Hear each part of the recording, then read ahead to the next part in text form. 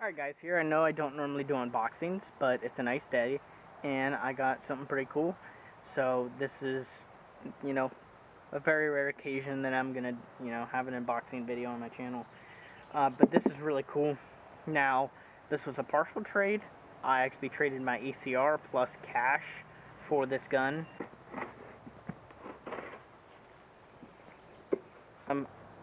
Okay, I got some Enola Gay stickers. Stickers or emblems of some sort. Pretty cool. I got a few of them. I'll give those to Tice because he loves Enola Gay. Alright, so what I have in here is a lipo, a magazine, and then a, okay, we got a receipt for Home Depot, and here is the gun. That's it. So, I worked on one of these not too long ago. I've only worked on one. They're kind of expensive, and a lot of people don't even have issues with them. It does work. Actually, it's really responsive. It does have a super weak spring in it. He said it shot like 300. I am upgrading it. Actually, pretty quick. Where I unbox the Scorpion EVO, I'm going to be unboxing parts. So this is from EVO.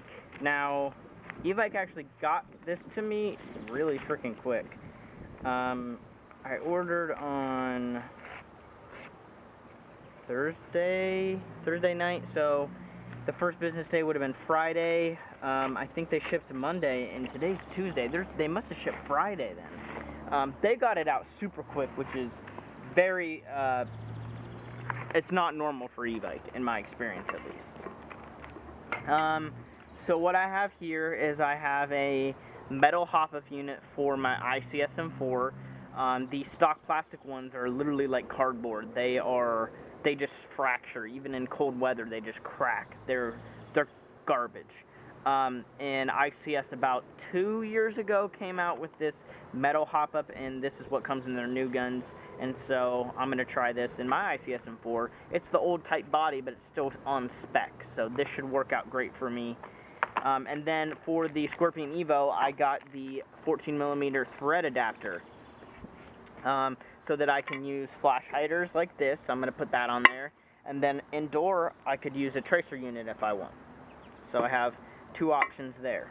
And then what I have in this box is actually from Amped Airsoft. Now, these are actually the magazines for the gun. And EVO had them for $45 for 3. One day I checked, and then it went up to 50. And I was like, what the heck? And so I just ended up ordering from Amped because Amped was 50. Because I remember distinctly looking at Amped, and theirs was $5 more than EVO. And I was like, oh, I'll just go ahead and buy from EVO. And just have to wait for them to come in. Because, EVO shipping is very slow in my experience. And then I looked back 2 or 3 days later when I actually had money to purchase, and it had gone up. So I said, screw it, I'll just get from Amped. Smaller business, helping out a smaller business. And plus, it's closer. Actually, their store is like 5 hours from where I live. So, as far as shipping, it took them 2 days to ship. So I ordered, the next day they packed it, and then the next day they shipped it. So two-day process, which is fine. That's good enough. So what we have in here is the box of 3 mags, and then some packing peanuts. So they did a good job on packing that. Scorpion EVO, A3 or whatever, is that what it is? Yeah, A1. And so that's actually pretty nice packing. That's cool. They have a sleeve over the middle one so that it doesn't, like, plastic's not bumping into each other. It's plastic on cardboard. But it's 3 magazines, Scorpion EVO mags, of course, they're brand new as well. And then I have 1 already, so that's 4 magazines total. Alright, so here's the Scorpion EVO in the format that I'm going to be playing with it. So in the back here you have a 3-position adjustable stock. So you have all the way in. Second position is right here. Sorry, second position's right there. That's where I like it. And then the third position's all the way out. It's a pretty comfortable stock. I like it in the second position, like I said. But you can actually get an adapter to use a buffer tube. So for those people that want like a crane stock, Magpul stock, whatever you want, just any standard M4 stock, you can get a buffer tube adapter to put on any M4 stock that you'd like. This one actually also folds, which is pretty nice. As far as the locking mechanism on it, it has to be all the way forward, or all the way in. The stock has to be all the way in, and then it kind of latches on the body, but it's very loose. So, not the best system in my opinion, but the body looks a little worn, so the previous owner of this gun might have been kind of rough with the stock, and maybe that's why it's a little worn out there. That doesn't matter to me, honestly. Onto the body, upper and lower is plastic. It's got the trademarks right here, which is pretty cool. Got the fire selector markings, so safe, semi, 3-round burst, and then full auto. That is ambi. Ambi magazine catch right there.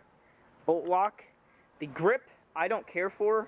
The bottom part of this grip is just big. This is a CQB gun, and I don't understand why they have such a big base plate on the grip. It doesn't look good in my opinion. As far as the magazines, of course, the rear one shoots 9mm, so it's a 9mm style magazine. It's nice and thin. The magazine well is slightly flared.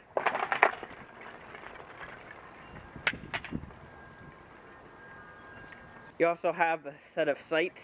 They are very low profile. The front is fiber optic orange. And the back, it reminds me of the M1014 shotgun a lot. You can adjust the screw and this thing pivots up and down. Charging handle here, you can put on the other side, so it is ambi. You can lock it up, which is kind of pointless considering the bolt lock already activates, so it can kind of just stay there. You have your hop-up unit in here, which is plastic. It's a very, very effective hop-up unit, a good bucking, a good barrel in here, but I do wish that the hop-up unit was metal, just for a little added strength, because it is proprietary, so you can't just put an M4 hop-up in here. So if it breaks, you have to purchase an ASG EVO hop-up unit, which sucks. Bolt lock here just shoots forward. Up front, it has a removable handguard to get your battery in. It has rails on the left and right side and the bottom. I have I don't even know what this is. It's a hand stop. I don't know what brand it is. I think it's like Fab Defense or something. I found it in my brother's drawer, so I'm gonna buy it from him. It's just something to hold on to pretty much, because with the rail on the bottom, it's not necessarily sharp because it is plastic. It's not gonna cut you, but it's just uncomfortable. So I did put GMP rail covers right there on the bottom, the ladder rail covers, just to cover up those notches. And then I put this hand stop there. So it's just something to hold on to, and it's a little bit more comfortable. Up front, again, it has the 18mm threads, so you have to buy an adapter for 14mm. And then I have, this was on my ACR. I don't know what brand it is or what it's considered. It's, you know, just a flash hider. I don't know if it's considered an ACR type flash hider. It's not an AAC one, which you see on ACRs a lot. This is one of the other flash hiders that you see on the ACRs. A lot of these come on the A&K ones. I think they're plastic. This one probably came on the A&K ACR that I got. It was just an older model when they came with black flash hiders. Sling mounts, it's got a sling mount on the left and right side right here, which is pretty cool. It's a little small, so you might need to use a ring like the previous owner put on this. Overall, it's a nice feeling gun. It's very, very light and definitely maneuverable. One really cool thing about the gun itself is that it has a micro switch. It is a micro switch MOSFET, which is really, really nice. It includes a bolt stop function, includes the 3-round burst, all that good stuff. As far as the internals, it does have a basic motor, is what ASG calls it, but it's anything but basic. It's got neo-magnets.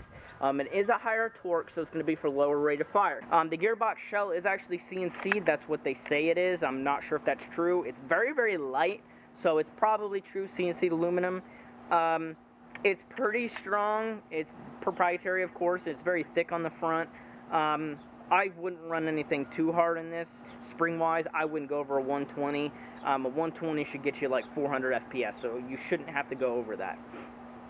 As far as other internals, the cylinder set, it's got a Lonex-looking cylinder, and then, you know, it's got a plastic cylinder head, plastic nozzle. You know, tappet plate is proprietary, which is a big thing with this. I've worked on one of these before, and the guy's tappet plate broke, and I had to order one from the UK for him. So that is one big thing, and also the tappet plate and the spring guide also is known for breaking. Now, the spring guide's back here, so it does have a QD spring system. In order to do that, you actually have to get an Allen wrench or a flathead screwdriver, push it in, slide the stock off, and then you push it in more, and then twist it and then pull it out. You have to have the stock slid off for the spring guide to come all the way out. The spring that I have in here is a cut spring. It's probably 110, and then I cut it down. The spring guide is not ball bearing, from what I can remember. I don't think it is. The gear set is 1801. It's fairly good. It has a sector chip on there, which is nice. But they're standard Chinese gears. Now it is made in Belgium, but it's still just Chinese gears. Cheap Chinese gears. I don't think they make them in-house. If they do, the teeth are literally the same thickness as a lot of other Chinese gears. And I've heard of them stripping before, and so I just ditched them. I put a set of ZCI 13-1s in here, brand new gear set. Everything meshes very, very nicely in this gun. Stock electronics, of course. It is proprietary.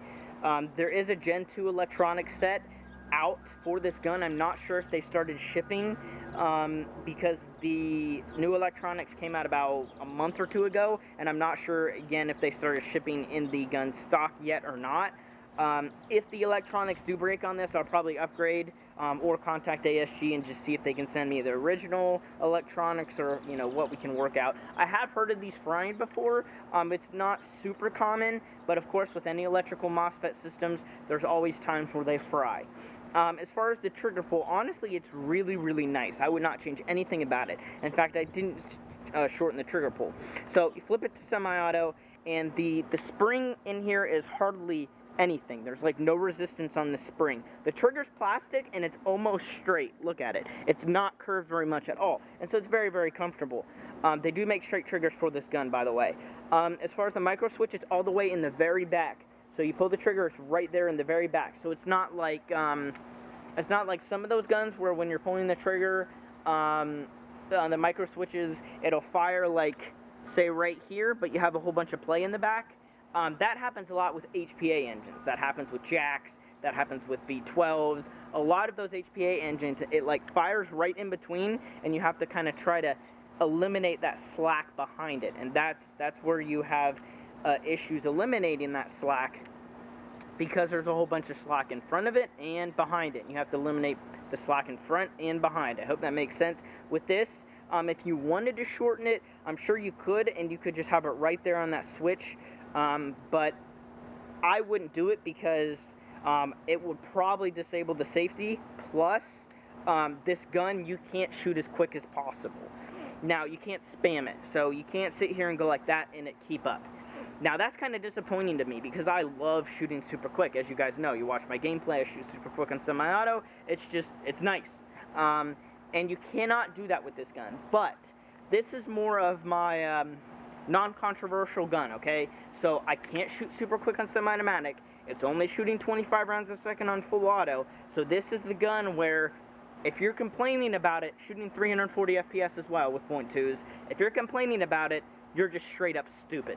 Because this is a very, very mild gun, 25 rounds a second, I can't even spam it on semi-auto, and it's shooting 340 FPS. So there's nothing to complain about when I'm playing with this gun. There's a bee just chilling right here, and I swear if it stings me, I'm gonna give it the 25. Ah! You could, you know, run a brick lipo inside of the PEC box or whatever you wish. In order to get the handguard off, you have to unscrew that. Now, if you don't have the thread adapter, you're not going to need to take off that part, just the one cap. Going to need to hold the charging handle forward, otherwise it'll, you know, shoot out. I did leave it Tamiya, believe it or not. It's the only gun that I've had Tamiya in probably 2.5 years. So safe, semi. Pretty nice, honestly. 3-round burst. Full auto.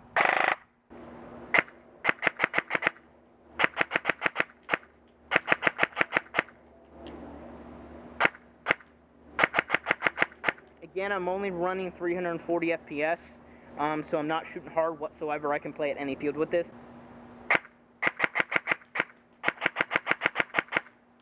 3-round burst.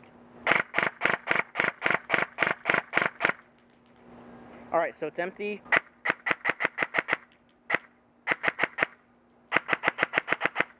Let's go back to semi. So you can't spam it.